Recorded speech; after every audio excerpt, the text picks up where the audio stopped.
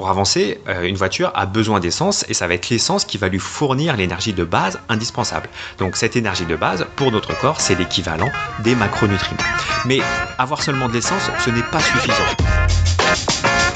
Bonjour, je suis Xavier Jalleran, bienvenue dans ce 34e épisode de Parlons Forme, le podcast qui vous fait du bien. Alors, je ne sais pas ce que vous avez pensé lorsque vous avez vu le titre de cet épisode, mais j'ai comme l'intuition que vous vous êtes dit que cela n'allait pas être le podcast le plus funky que vous allez écouter de votre vie. Et effectivement, ce ne sera peut-être pas le cas, mais sachez que j'ai fait mon possible pour vous transmettre un maximum d'informations en un minimum de temps. Et aussi, sachez que connaître et comprendre, même si c'est de façon simplifiée, les notions que je vais aborder dans cet épisode, eh bien cela vous permettra de faire de meilleurs choix pour votre alimentation, mais aussi d'avoir les bases indispensables pour les prochains épisodes qui seront publiés dans les semaines à venir. Donc avant de commencer, eh bien j'ai 2 points à préciser. Le premier, c'est que vous pouvez accéder aux notes ainsi qu'à la retranscription écrite complète de cet épisode en vous rendant sur la page extraforme.fr/34, le chiffre 34 comme le numéro de cet épisode. Et le second point, eh bien, c'est que j'ai un cadeau pour vous. Il s'agit d'un guide pratique qui s'appelle Objectif Extraforme, 5 stratégies étonnantes pour perdre du poids et faire le plein d'énergie sur le long terme. Et pour le télécharger, il vous suffit de vous rendre sur la page extraforme.fr/cadeau.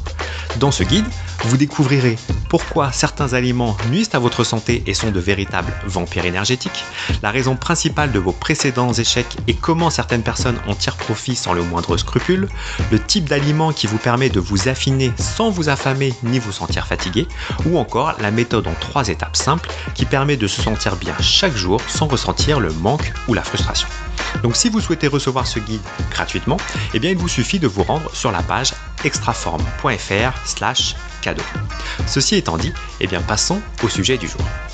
Donc comme je le disais dans l'introduction, je sais que le mot nutrition n'est pas très sexy et que ça ne fait pas rêver. Et je l'entends parfaitement et pour être honnête avec vous, ça n'est pas ce qui me fait rêver le plus non plus. Donc c'est pourquoi j'ai fait en sorte d'être clair et concis. Donc parlons dans un premier temps des macronutriments. Vous en avez sûrement déjà entendu parler et ils sont au nombre de 3. Il y a les glucides que l'on associe souvent aux différentes formes de sucre, il y a aussi les protéines et les lipides que l'on appelle plus communément les graisses. Donc ces glucides, ces protéines et ces lipides, vous les retrouvez le plus souvent notés sur les étiquettes des aliments que vous achetez. Donc ces macronutriments permettent à votre corps de fonctionner puisqu'ils lui fournissent l'énergie dont il a besoin sous forme de calories. Ces calories sont alors utilisées par votre cerveau, votre cœur, votre foie, vos reins et l'ensemble de vos muscles pour que vous puissiez vivre votre vie au quotidien. Donc maintenant, rentrons un peu plus en détail dans chacun de ces macronutriments. Donc tout d'abord, les glucides. On les appelle aussi parfois carbohydrates ou carbs en anglais. Donc ce sont les sucres et les autres substances apparentées comme l'amidon ou les fibres par exemple.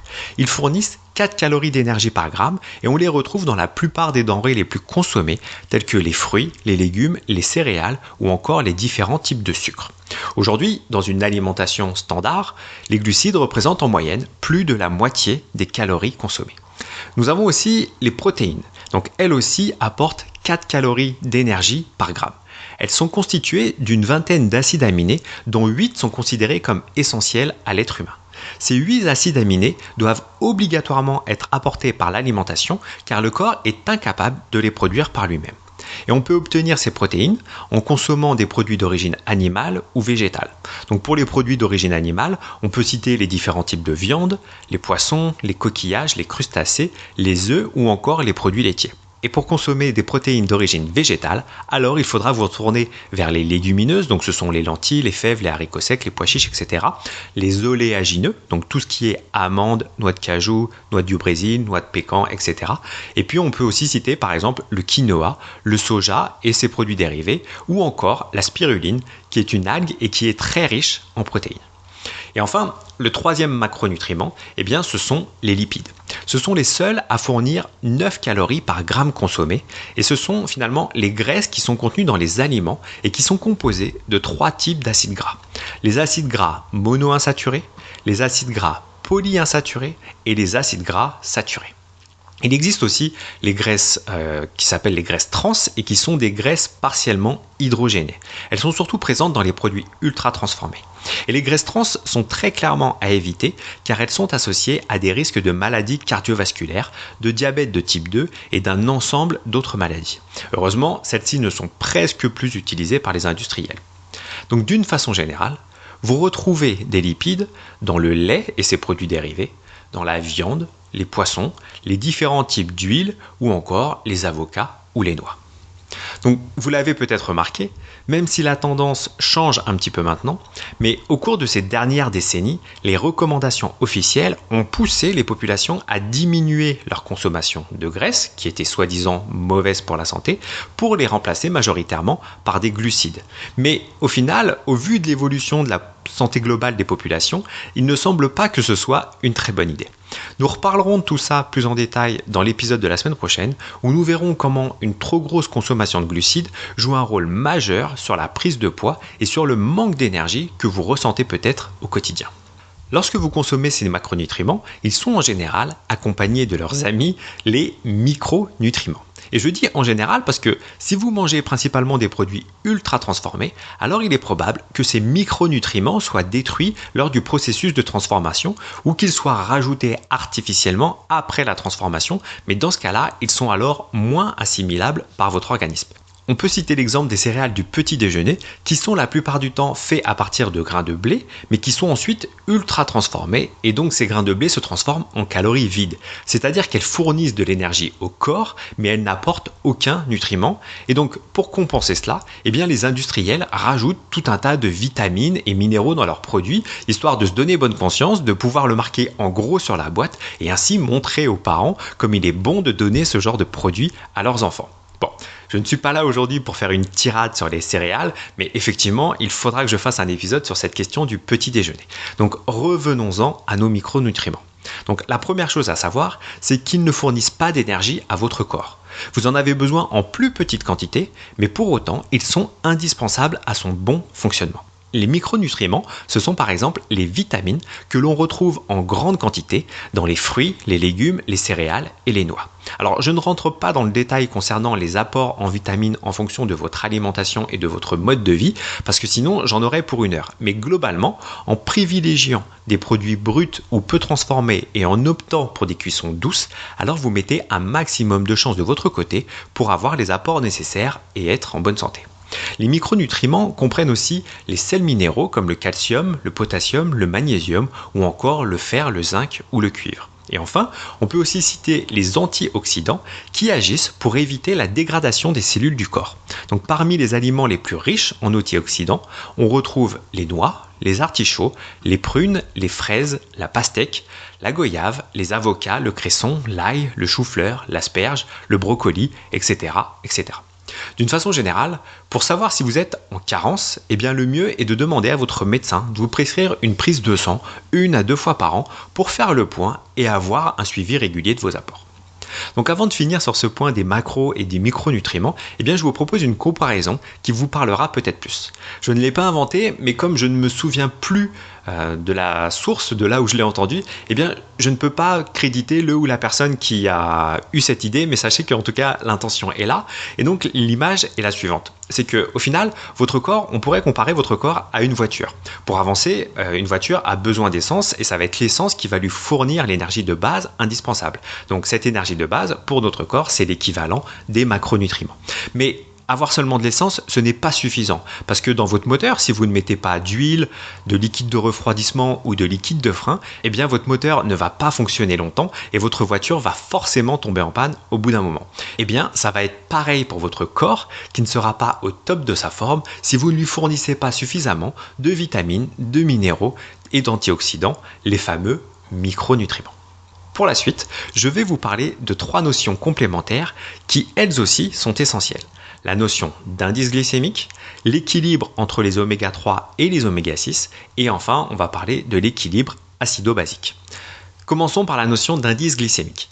Donc, il s'agit d'un critère qui permet de classer les aliments contenant des glucides selon leur effet sur la glycémie dans les 2 heures suivant leur ingestion. Et donc, la glycémie, eh bien, c'est la présence de glucose, qui est le sucre sous sa forme la plus simple, dans le sang. Et donc, cet indice permet sur une échelle de 0 à 100 de classer les aliments selon l'un des 3 critères suivants. Les aliments qui ont un indice glycémique faible sont ceux qui ont un indice glycémique inférieur ou égal à 35.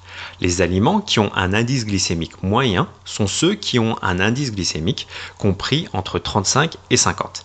Et enfin, les aliments qui ont un indice glycémique élevé sont ceux qui ont un indice glycémique supérieur à 50. Mais il est à noter qu'un certain nombre de facteurs peuvent jouer sur le pouvoir glycémiant de certains aliments. On peut citer par exemple l'état physique de l'aliment. Par exemple, une pomme que vous allez consommer fraîche aura un indice glycémique faible, alors que le jus de pomme, lui, va avoir un indice glycémique élevé. L'autre facteur qui peut jouer, c'est le mode de cuisson. Une purée de pommes de terre aura un indice glycémique de 70, alors qu'une pomme de terre cuite au four aura un indice glycémique de 90. Et enfin, il y a aussi le mode de consommation, c'est-à-dire que si vous consommez un produit qui a un indice glycémique élevé et que vous le combinez au sein du même repas avec des légumes verts, par exemple, qui vont avoir un indice glycémique bas, et tout ça, ça va permettre de réduire l'impact sur votre glycémie, et donc votre glycémie aura moins tendance à grimper dans votre sang. Donc, cette notion d'indice glycémique est essentielle car la régulation de la glycémie est un système complexe qui met en œuvre certaines hormones et divers organes, et tout cela joue un rôle essentiel sur la régulation de la graisse corporelle. Mais encore une fois, nous parlerons de tout cela plus en détail dans le prochain épisode. Parlons maintenant de l'équilibre oméga 3, oméga 6. Vous avez probablement déjà entendu parler des oméga 3, mais peut-être pas des oméga 6. Et pourtant, ces deux types de graisses sont essentiels pour votre santé car ils sont nécessaires à la croissance et à la réparation cellulaire. Ils peuvent également être utilisés pour synthétiser d'autres types d'acides gras.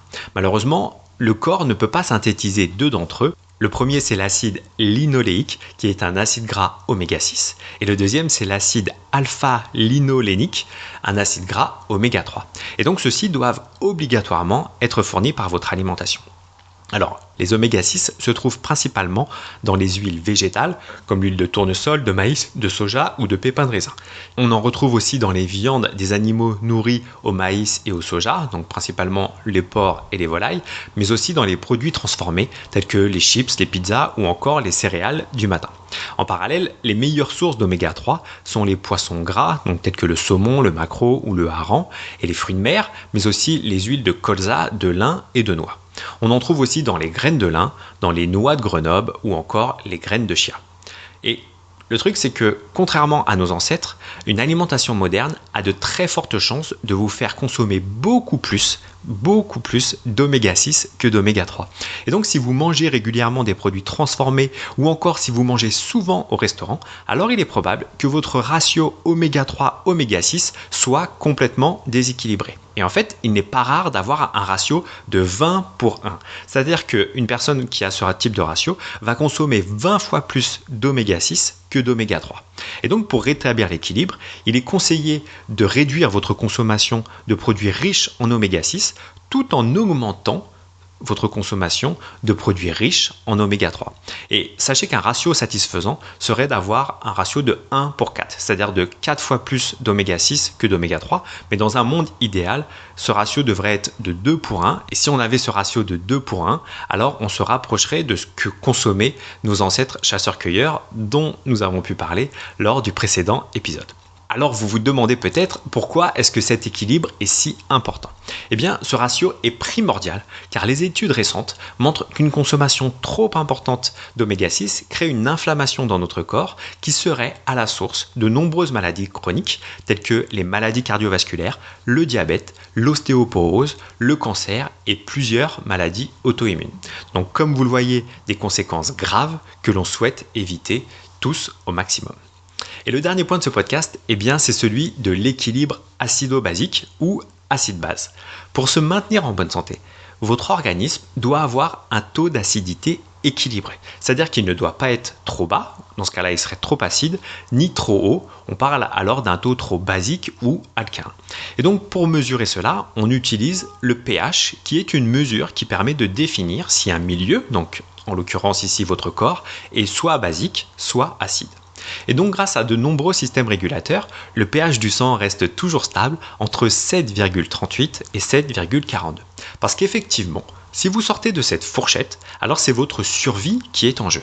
Mais au-delà du système sanguin, ce sont aussi vos tissus qui peuvent subir les conséquences d'un environnement trop acide. Et cela explique pourquoi votre corps est prêt à tout pour contrecarrer cette acidité, parfois même au détriment d'autres aspects de votre santé. Et ce qu'il faut savoir, c'est que votre alimentation joue un rôle majeur sur l'acidité de votre sang, car certains aliments ont des propriétés acidifiantes, tandis que d'autres sont alcalifiants. Et être dans un état d'acidose chronique est très dommageable pour votre santé, car cela peut avoir les effets suivants sur votre organisme. Les os se déminéralisent et se fragilisent. Les muscles s'affaiblissent. Le risque de calcul rénal augmente. Les tissus peuvent être moins sensibles à l'insuline. La sensibilité à la douleur peut augmenter, la tension artérielle peut augmenter et le système immunitaire peut être moins efficace, la fatigue s'installer. Il est donc essentiel d'inclure dans votre alimentation une bonne part d'aliments alcalins qui permettront de compenser le côté acide d'autres aliments. Parmi les aliments majoritairement alcalins, on retrouve les fruits, les légumes, les épices et les fines herbes, les amandes et autres graines. Et parmi les aliments majoritairement acides, on retrouve les viandes et substituts, les laits d'origine animale et substituts, les pains et substituts, les produits transformés et les desserts, les boissons contenant de la caféine ou encore l'alcool. Alors, bien entendu, vous parler de ces notions en 2 minutes fait que je ne peux pas aborder toutes les subtilités de chacune d'entre elles. Et c'est pourquoi, si vous voulez en savoir plus, voici quelques références d'épisodes qui ont été publiés précédemment que je vous recommande d'écouter. Donc je vous rappelle le principe simple pour retrouver un épisode. Il vous suffit de vous rendre sur extraform.fr/le numéro de l'épisode. Donc pour creuser la notion d'indice glycémique, il y a 2 épisodes qui sont à votre disposition. L'épisode numéro 9, enregistré avec Ella Agege du blog Megalofood, et l'épisode numéro 19, enregistré avec Magali Valkovitz. Donc dans le premier épisode, vous aurez plutôt des conseils pratiques pour adapter votre alimentation en général et faire en sorte que celle-ci soit moins riche en glucides ayant un indice glycémique élevé. Et dans le deuxième épisode, je profite de la présence de Magali, qui est nutritionniste, pour aborder plus en profondeur le côté justement nutritionnel et les avantages pour la santé de réduire votre consommation de produits ayant un indice glycémique élevé. Je vous recommande aussi d'écouter l'épisode 22 où je parle de la notion d'acide-base ou d'équilibre acido-basique avec Florence Piquet, elle aussi diététicienne nutritionniste et auteure du guide de l'équilibre acide-base. Donc dans tous les cas, vous pouvez retrouver l'ensemble des liens vers ces épisodes dans les notes de ce podcast qui se trouvent sur la page extraform.fr/34. Pour terminer, j'ai juste envie de vous rassurer sur un point. Comprendre ces notions vous aide à faire de meilleurs choix pour votre alimentation au quotidien et pour cela, il n'y a pas besoin de faire des années d'études ou d'obtenir je ne sais quel diplôme. Et à mon sens, le meilleur diplôme que vous pouvez obtenir, c'est celui qui certifie que vous savez comment votre corps fonctionne. Et ce diplôme, vous ne pourrez l'obtenir qu'en expérimentant par vous-même ce qui vous fait du bien et ce qui vous réussit moins. Et donc si vous souhaitez que je vous accompagne sur ce chemin pour vous aider à perdre du poids, à faire le plein d'énergie et à prendre soin de votre santé sans avoir à vous affamer, compter les calories ni passer des heures en cuisine, alors je vous invite à consulter le site alimentationidéale.com et sur cette page, je vous explique en détail l'ensemble du programme que j'ai créé pour vous et très honnêtement, je serais ravi et vraiment honoré de pouvoir vous guider dans cette voie. Donc si cela vous intéresse, allez sur la page alimentationidéale.com et d'ici là, je vous souhaite une très belle semaine et je vous dis à très vite pour le prochain épisode. Ciao!